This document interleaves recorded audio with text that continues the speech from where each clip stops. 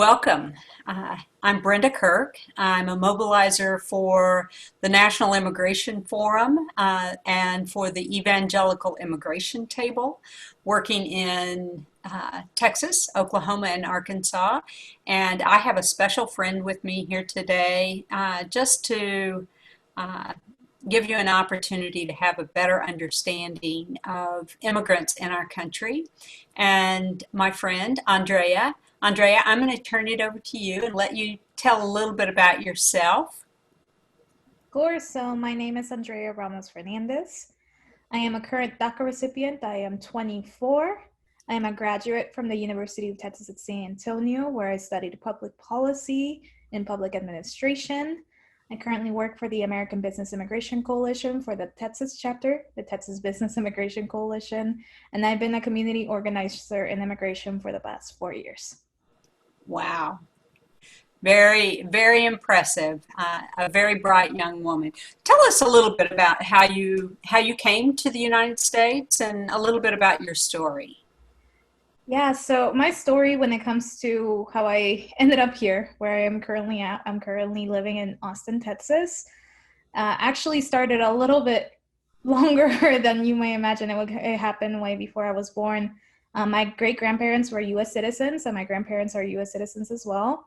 My mother was born in Piedras Negras, Coahuila, which is literally a border town in Mexico. If you had walked a couple of miles north, you would have been in the United States. Uh, but basically, in 2004, when I was around 7 years old, my mother lost her job, and this led to economic disparities in my family and my household. My father lost his job soon afterwards. An economic recession hit Mexico at the time where I was born. And in 2005, when things were getting really, really bad, when my parents couldn't figure out how to feed me, my grandparents, who were US citizens and were living in Floresville at the time, called my mother and said, move to the United States, feed your baby, basically, me being the baby. Um, there are opportunities for you here. Just get over here. So the thing that my mom did was she told me we were coming on a field trip. Funnily enough, that field trip has lasted most of my adult life now. But I had just turned 9. We got our visas, a visitor visa to the United States, in the middle of spring break. My mom packed our things. I had a little backpack full of toys and little things with me, and we were on a 22-hour bus ride from Mexico City to the border. And that's where we crossed the border with our visas. And when my mom arrived to Floresville with my grandparents, they told her, okay, let's try to figure this one out. How are we going to make this right? And that's when my mom found out that there was a huge backlog to the US immigration process. And she tried to figure out some things. And eventually, she's currently in that backlog. And that meant that we overstayed our visas, and now we were undocumented. So when did you get DACA status?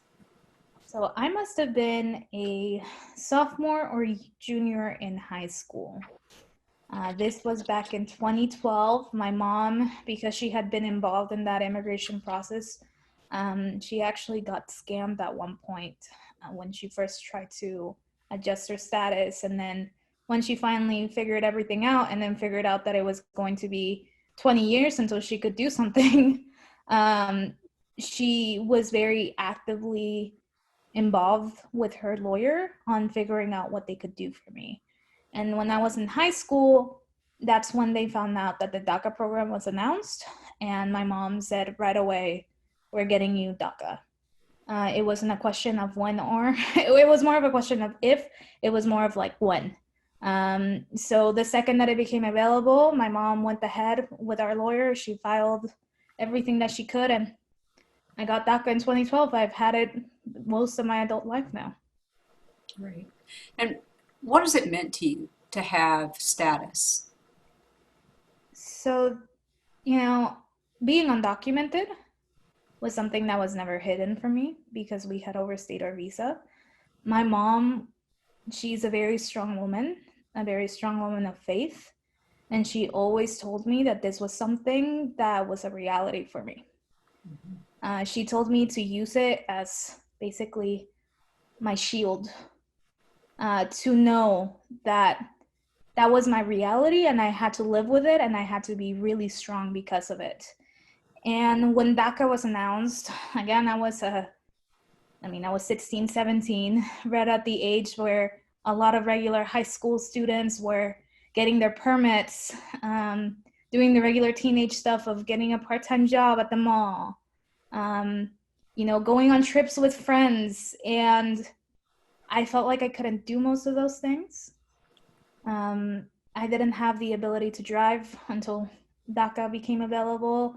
And even college was a really big question because whether or not I could go to college, even though I had been enrolled in upper division courses, it was, well, would I ever be allowed to go to college? So when DACA was available and I became documented, as some people call, I had a world of opportunities open for me. I became a regular teenage girl.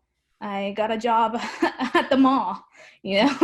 I started to figure out how I was going to learn how to drive. It was, and then college became a possibility. And that was, it opened doors that I thought were closed to me. I know you did some really important work on the campus there in San Antonio. Tell our group a little bit about the work that you did. Yeah, so my college experience was really interesting, I'll say at the least. When I got DACA in 2012, I was very quiet about it. I never wanted to voice on it. Again, my mom told me to be very careful and to be very strong. So I thought this is something that I'm never going to share in my life. I knew that there were anti-immigrant sentiments, and I knew that because there was no way for me to adjust my status, I had to be very, very careful with who I told. I actually started my university experience at a different university campus that wasn't so accepting of immigrant students, sadly. And when I transferred to UTSA, I transferred to a place that I felt accepted for the first time in a long time.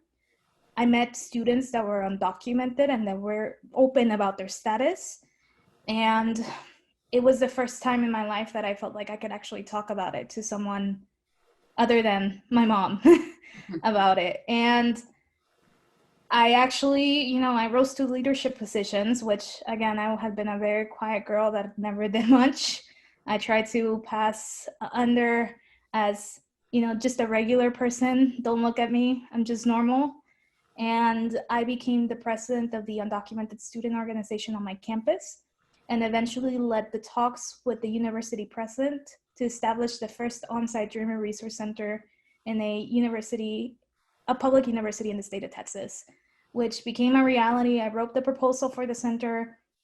We worked really hard on it, and now the UTSA Dreamer Resource Center has opened its doors, and it's one of three now, three centers.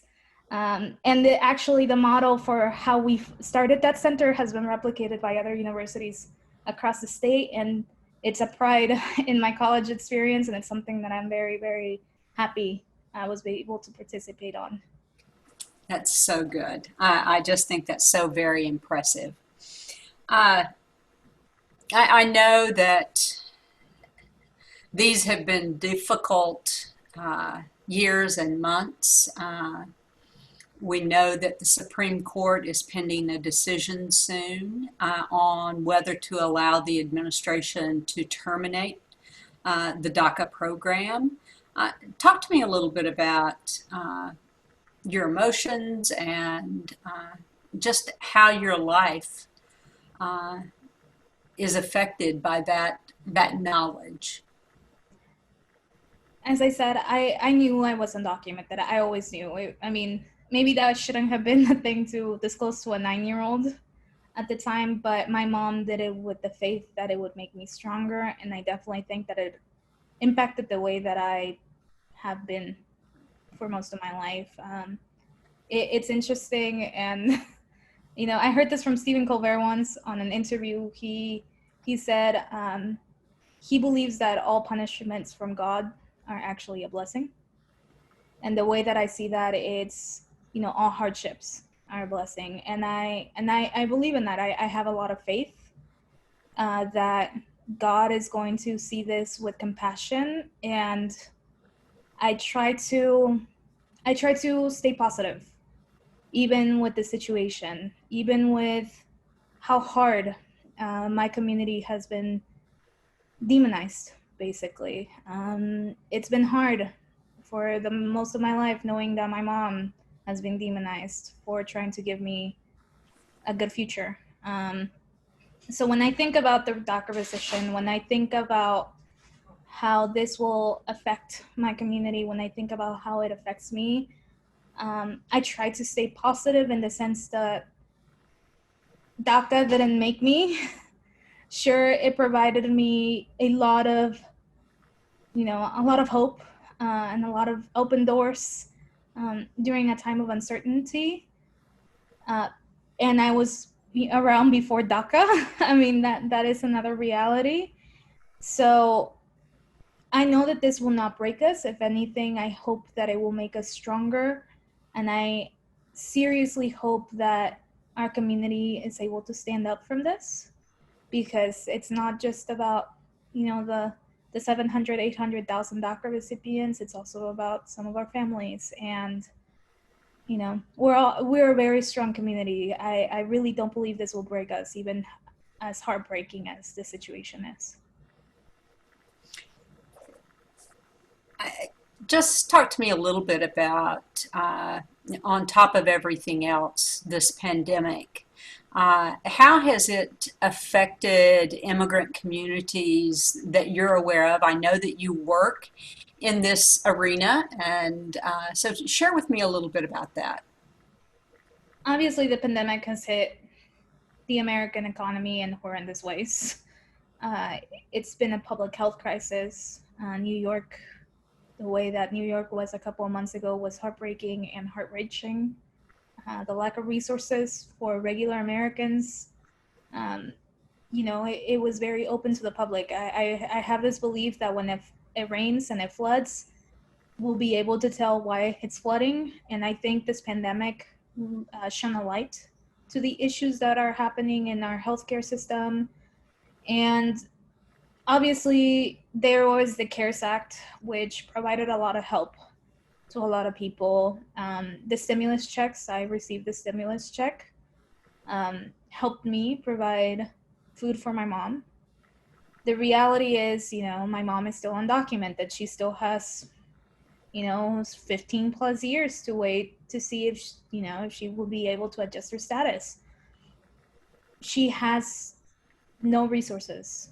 She was not able to gain resources other than maybe a nonprofit here or there that gave her a gift card for food. The weight has fallen on me to ensure that my mom is okay, to ensure that we have food on the table. And I know that I'm not the only family that is having to deal with that. A lot of immigrants are essential workers, and a lot of undocumented immigrants are essential workers, whether they work at supermarkets or they're the healthcare professionals that are taking care of the patients. They're at the front force of a lot of the response to COVID-19.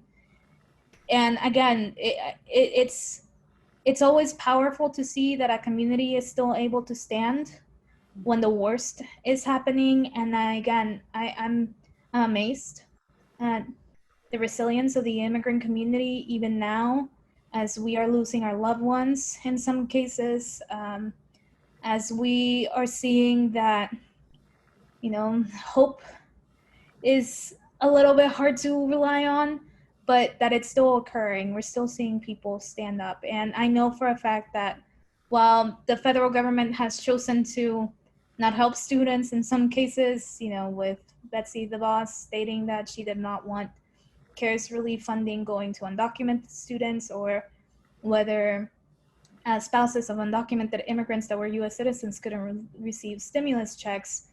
Again, I think we are still very strong and we will overcome this. So what gives you hope?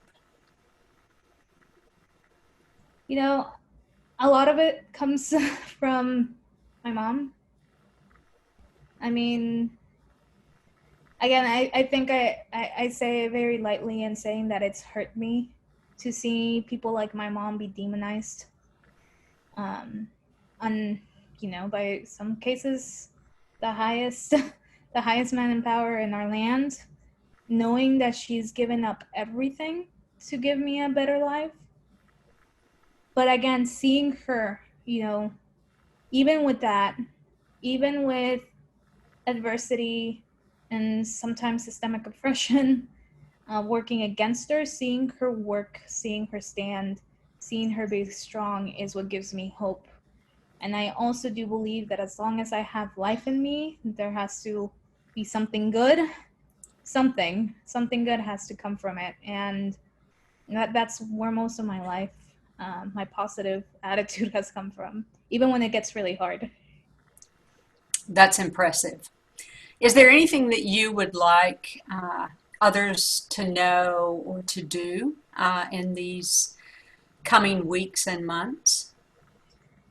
Yeah, and it's interesting because recently we've heard a lot with, there's another movement happening right now regarding criminal justice reform issues. Yes. We've heard a lot about what it takes to be an ally.